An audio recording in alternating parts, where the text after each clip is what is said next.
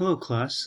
This lecture is on truth tables. I'm just going to be introducing you to the basics of what truth tables are and what they reveal to us.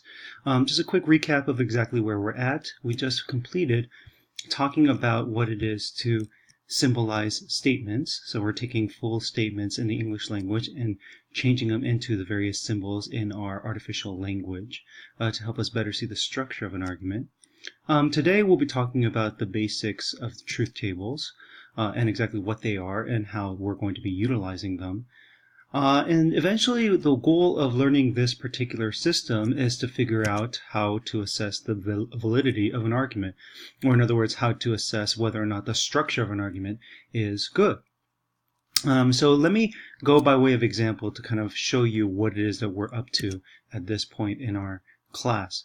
So we began with an argument like any other that you might see in your day-to-day life, an argument on, for instance, in this particular case, on nuclear power and whether or not it will become the primary source of the world's energy at some point. But of course, looking at an argument like this, it becomes very difficult to parse out the specific details of the argument and how this argument operates. So we talked a little bit about reorganizing these sorts of arguments we encounter into something a little bit more structured, where we could clearly identify exactly what the supporting claims are, as well as the conclusion we are to draw from an argument such as this. Now, of course, even then, it's not quite clear how it is that we are to assess an argument, especially when there's a lot of different points being made, and they don't all seem to necessarily connect up in a neat sort of way. So what the next thing we discussed was figuring out how to identify the general structure of the arguments, what we called logical words or logical connectives, to help us better parse out exactly what the relationship between these different statements are, so that we could better see how it is that the conclusion follows from the specific supporting statements that are given. Okay, but of course, it's difficult to assess the two different elements of an argument, namely the structure and the content, when there's so much going on in front of us. I mean, I don't know about you, but there's a lot of words here, and words confuse me regularly. So to help us out a little bit, I suggested that we take two different measures to try to identify the quality of the structure and the quality of the actual content or the truth of the statements that are being made. The goal in this section is not to focus on the content, but rather on the specific structure of the argument and see if the structure is such that the conclusion has to follow from the premises. All right? And we said that, look, if the structure is not if the structure is not on solid foundation, then it doesn't matter whether or not the premises are true, whether or not these supporting statements are true, because even if they're true, if those supporting statements don't actually do the supporting of the conclusion, then you don't have an argument that's very convincing.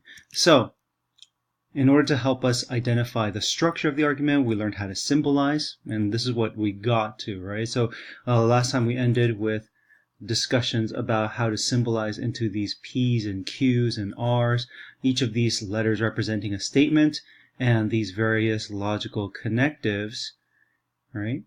Helping us identify the relationship between these statements such that the conclusion is a result of these relationships. Okay. Now, it's all nice and good, but eventually we wanted to put it into this format to help us see the structure and to be able to tell whether or not the structure is good. And we need some method for identifying when a structure is good and when the structure is not so good. And that's where the truth tables come in. Okay. Now, I don't want us to get too far ahead. Eventually, the truth tables are going to help us take a full argument, such as this right here that we see, and be able to say whether or not this particular argument is good or bad. But for now, all we need to do is understand what this particular system is. What are the truth tables? What is it actually doing? And what is it revealing to us? Okay. So the next question that we want to know is whether or not this argument is valid. Right? In other words, is the structure good? But to get there, we need to take baby steps here. So we need to begin with the specific truth table. So what exactly are the truth tables? Well, the truth tables is a table, as the name might indicate, that is to display all the possibilities related to truth values. Now, this all sounds like complicated mumbo jumbo. I think a better way of thinking about it is the following. Consider all the different possible worlds where some of these statements turn out to be true and some of these statements turn out to be false. Right? And think about what it means for these different combinations in terms of an argument. What happens is that each of these statements might have a different truth value, or it may be true or may be false in this possible world. And then the question becomes, given that these statements are either true or false in this particular imaginary possible world that we're considering, what does that mean for other statements that contain those various statements, the various statements that are under consideration, right? Now, all this sounds like mumbo jumbo still, I imagine, and that's perfectly fine. That's perfectly fine. The goal today is just simply to understand the basic truth tables, and I think the basic truth tables are going to make a lot more sense when we consider what it is that we're actually assessing and the specific logical connectives that we are working with. All right? So let me give you an example. Consider the following truth table for the negation sign, the tilde. That's what this little squiggly line is. It's a tilde. For this basic truth table, how are we to read what is going on? Well, let me point out a couple of basics about this truth table. On your left-hand side, you have the various P's, you have the various statements that are found in any more complex statement that you might find on the right-hand side. Right? So in this case, there's only one statement, complex statement on the right-hand side, which is tilde P. There's only one statement letter, so we're considering all the different possible worlds in which the statement letter P turns out to be true or false. Now, of course, there's only two possible truth values. Either P, the statement P, is true, or the statement is false. Okay? We're not living in a world where there's something that's true for you and false for me, or true for me but false for you, or these gray areas where something is both true and false. The assumption here is that any statement you give, given that it's a statement, is the kind of thing that can be true or false. Okay? All right, so we have a statement that is either true or false, and each of these rows only merely represent a different possible world, right? So the first row represents a possible world. I'm not saying this is the way that the world is, but a possible world in which the statement P, let's say something like there's a table in front of me, okay, that statement is true. And in the second row, what we have is a possible world in which P, right, or in this case, it'll be there's a table in front of me, turns out to be false, right? So I'm not actually in front of a table. Okay. The truth table does not tell you how the actual world is. What it does tell you, though, is if we lived in a world in which P were true, then we know some additional information, namely that tilde P, or not P, or the negation of P, or it is false that P, turns out to be false, right? So in other words, if P is true, then P is not P is false. And similarly, if it turned out that in this possible world P was false, right? In other words, there is no table in front of me, then it is true that it is not the case that there is no table in front of me. Or in other words, it is not the case that P is true. Sorry. I just confused myself. Not the case. It is true that P is false, in other words. Okay. A little bit confusing still, I imagine. I'm confused myself. So let's continue to look at some of these examples. And I think as we go through each of these, all I want you to get right now is what exactly is this truth table telling us, right? And so the idea is supposed to be this. If we know some claim, right, namely whether or not P is true, okay, whether P is true or P is false, we can know some other claims, namely that not P is either true or false, depending on how P turns out to be. Okay. So on the left-hand side, we have the truth values of all the different possible row of possibilities in terms of the truth values of the different statement letters.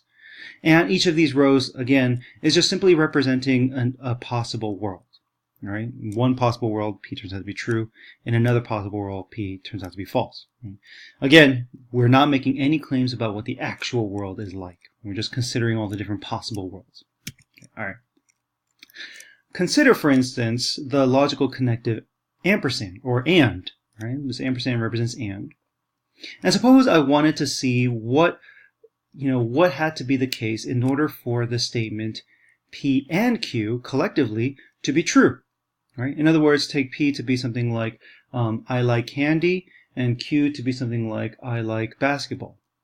All right? So the collective statement would be I like candy and basketball. And the question is, when is that whole statement true? When is that whole statement false? Now the truth table reveals something to us, right? Given that there are these two statements and a logical connective and, or in this case ampersand, right, for when we're symbolizing it, we can now consider all the different possible worlds in which P's and Q's turn out to be true and false.